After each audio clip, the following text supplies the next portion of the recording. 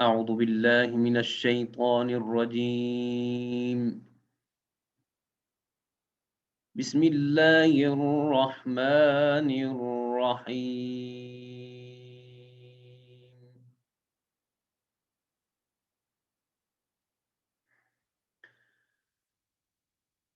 يا أيها الذين آمنوا اذكروا الله ذكرا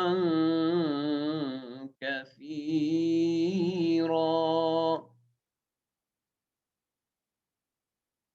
وسبحوه بكرة وأصيلا.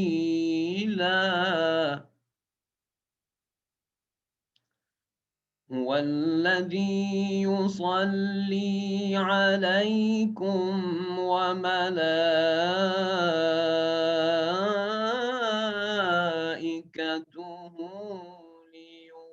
ليخرجكم من الظلمات إلى النور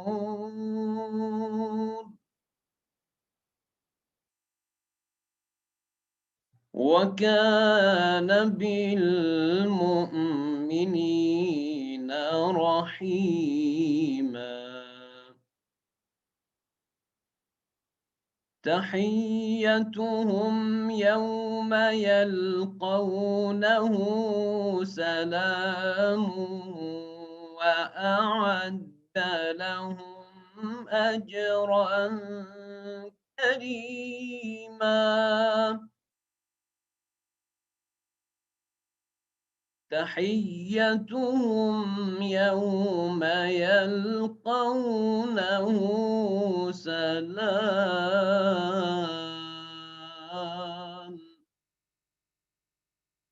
وأعد لهم أجرا كريما.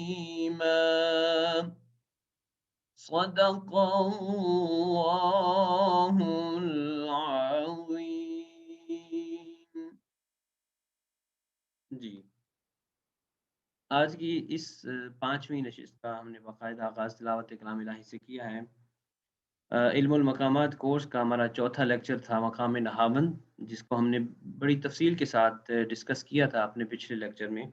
आज जस्ट उसकी एक दोहराई आप कह लें या उसकी रिवीजन कह लें, एक दफ़ा रिवाइज़ कर देते हैं ताकि जितना कुछ आपको समझ आया है, अगर उसमें कहीं कोई कमी कजी रह गई हो, तो वो इस रिवीजन में कवर हो जाए। मकाम नहावन का हमने तारुफ़ पढ़ लिया था, मज़ीद इसके तारुफ़ की तरफ जाने की ज़रूरत नहीं है और मकाम नहावन को किन-किन आयात पर पढ़ा जाना चाहिए, वो भी हमने तफ़सील के साथ पढ़ लिया था। अब हम मकाम नहावन की जो सुल्लम है, उसको एक दफ़ा रिवाइज़ कर लेते हैं, चूँकि बुनियादी तौर पर सुल्लम किसी भी मकाम का जो है वो एक ख़ास अंदाज़ होता है, वो सुल्लम के अंदर मौजूद होता है। तो सुल्लम को हम एक दफ़ा रिवाइज़ करते हैं।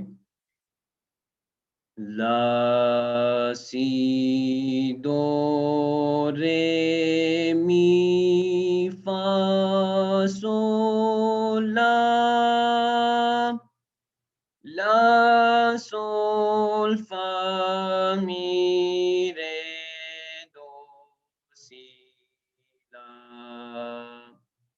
जी, ये अबआद है, ये सुल्लम है मकाम नहावन की। अबआद से मुराद यानी जो डिस्टेंस है, जो फ़ासला है, एक स्टेप से लेकर दूसरे स्टेप तक, उसको मैंने नीचे मेंशन किया हुआ है। आप अगर नीचे वाला जो इसका हिस्सा है सुल्लम का, उसको देखें कि ला और सी के दरमियान फुल टून आपने रखनी है और सी और दो के दरमियान आपको हाफ टून लेनी है। दो और रे के दरमियान फुल टून है, रे और मी के दरमियान फुल टून है, मी और फ़ा के दरमियान हाफ टून है, फ़ा और सोल और ला, दोनों में आप दोनों स्टेप्स में आपने फुल टून लेनी है। इससे मकाम नहावंद की जो साउंड है या जो लहजा है, जो स्टाइल है, वो क्रिएट हो जाएगा।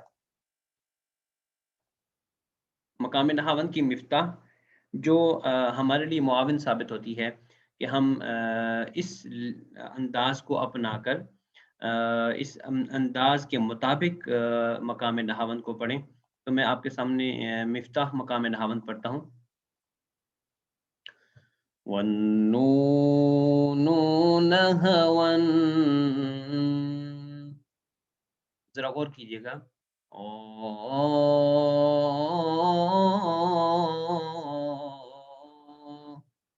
वन्नून नहवन, अ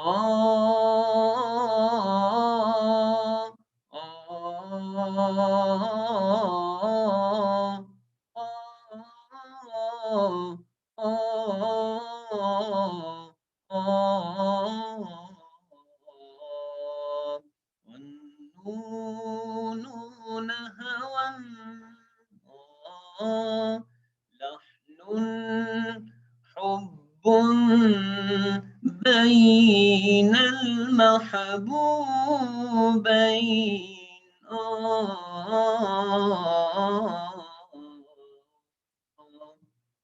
ये अंदाज़ था, ये मकाम नहावन का एक नशीद था कि जिसकी सुर को आप अगर बार-बार सुने, तो आप अगर मकाम नहावन को पढ़ने की कोशिश करेंगे, तो आसानी होगी आपको मकाम नहावन पढ़ने में। नशीद मैं थोड़ा-सा उसका पहला शेर पढ़ देता हूँ। ये भी बुनियादी तौर पर नशीद था जो जिसे हम मिफ्ताह कहते हैं। मगर ये मिफ्ताह ये इसके कलिमात और इसके जो मानी हैं, वो मकामे नहावंद को ही उसकी जो है ना वो एक अक्कास होता है मकामे नहावंद का। उसमें मकामे नहावंद की तारीफ़ ही बयान की जा रही होती है कि मकामे नहावंद असल में है क्या? जैसे कि कहा गया है कि लहनुन हुब्बुन बैनल महबूबैन, कि ये ऐसा लहन है, ऐसी आवाज़ है, ऐसा अंदाज़ है कि मोहब्बत भरा अंदाज़ कि जो 2 मुहिब और महबूब के दरमियान में होने वाला जो कलाम होता है, वो उसको रिप्रेज़ेंट करता है मकाम नहावंद का साउंड, मकाम नहावंद का अंदाज़। نور الهدى وفنا، نور الهدى وفنا بحسنه أحيانا وباللقاء حيانا، صلى عليه مولانا وباللقاء حيانا، صلى عليه مولانا। नशीद नहावन आपके सामने पेश किया, जो अरबी का हुज़ूर अलैहिस्सलाम की एक मदह है, जिसे मकाम नहावन में पढ़ा जाता है। अब हम चलते हैं हमारे मकाम नहावन का जो फ़ोकस है, वो है सूरतुल फ़ील। ये सूरतुल फ़ील को अगर हम एज़ इट इज़ तैयार करें और ज़ाहिर है इसकी इम्प्लीमेंटेशन जो है वो कुरान करीम की तिलावत पे करनी है, तो सूरतुल फ़ील को आपने इसका जो है एक फ़ोकस बनाना है, ताकि जब भी आप मकाम नहावन को पढ़ने की कोशिश करें, तो आपके सामने सूरतुल फ़ील का एक नमूना आपके सामने मौजूद हो। उसी के अंदाज़ में आप मकाम नहावन को शुरू करें।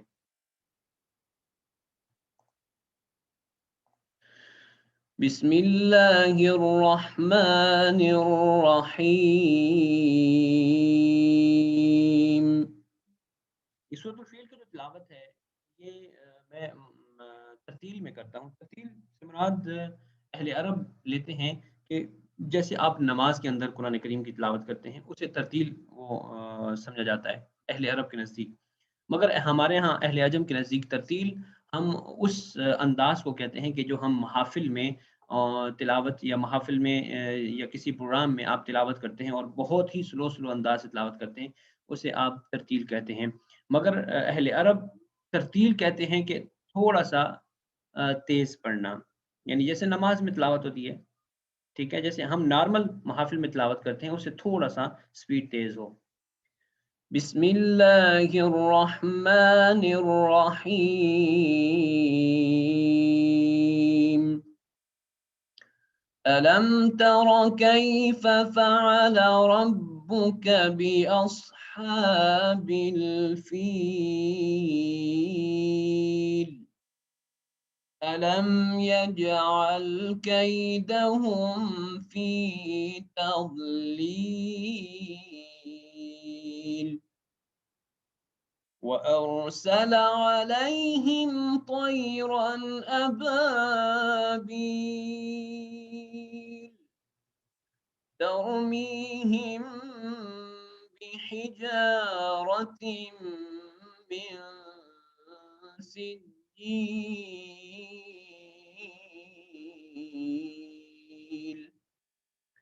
فجعلهم كعصف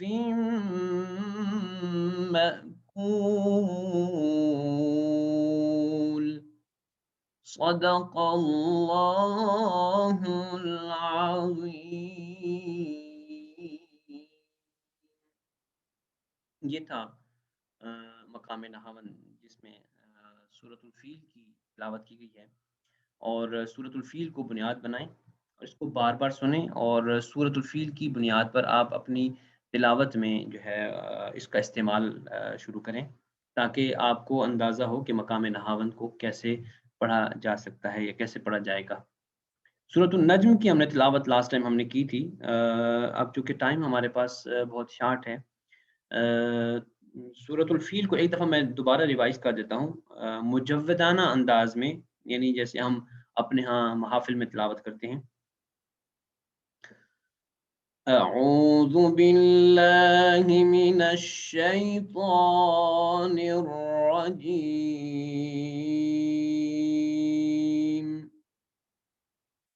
بسم الله الرحمن الرحيم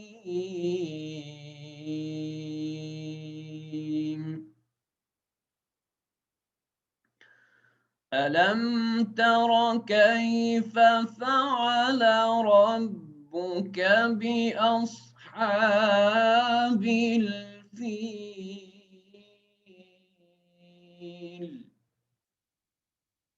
ألم يجعل كيدهم في تضليل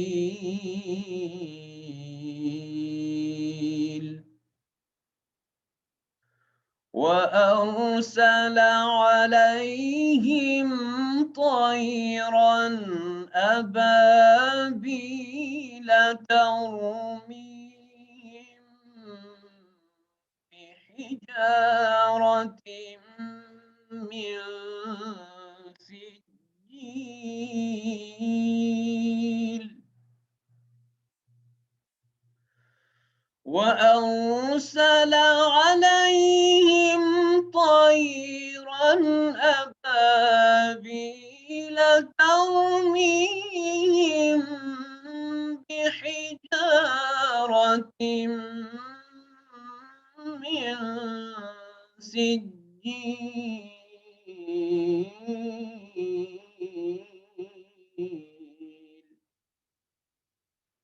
فجعلهم كعصف مأكول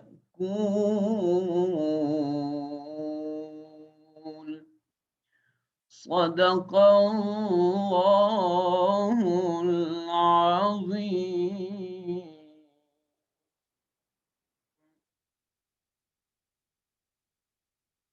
जी सूरतुल फ़ील को हमने मकाम नहावत में 2 अंदाज़ से पढ़ लिया है जी, मुरत्तिलाना अंदाज़ और मुजव्विदाना अंदाज़। अ, मैं अज़ान आपके सामने पेश करता हूँ मकाम नहावन में कि कैसे अज़ान दी जा सकती है या अज़ान के अंदर मकाम नहावन को कैसे अपनाया जा सकता है। अल्लाहु अकबर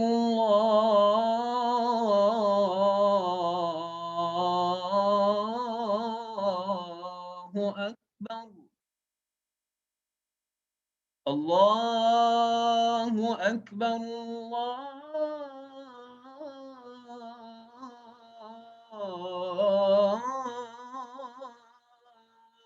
अकबर أشهد أن لا إله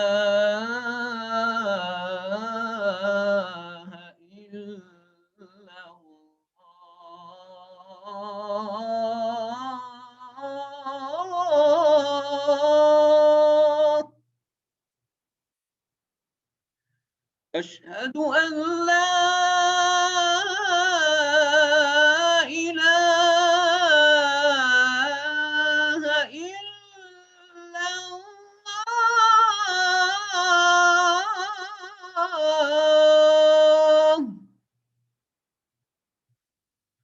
أشهد أن محمدا رسول الله. أشهد أن محمدا رسول الله.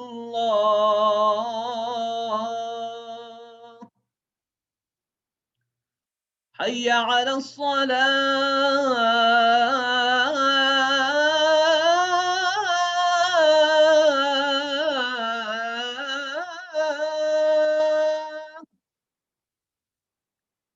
حي على الصلاة.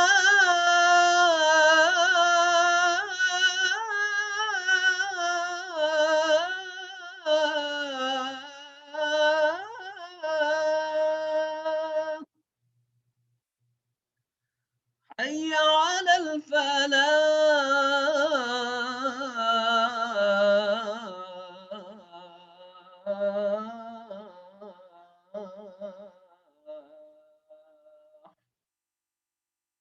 حي على الفلاح.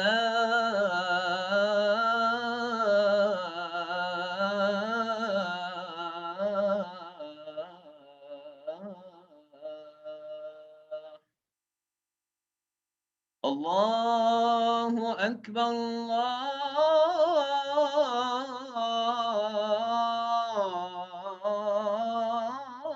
الله أكبر. لا إله إلا الله.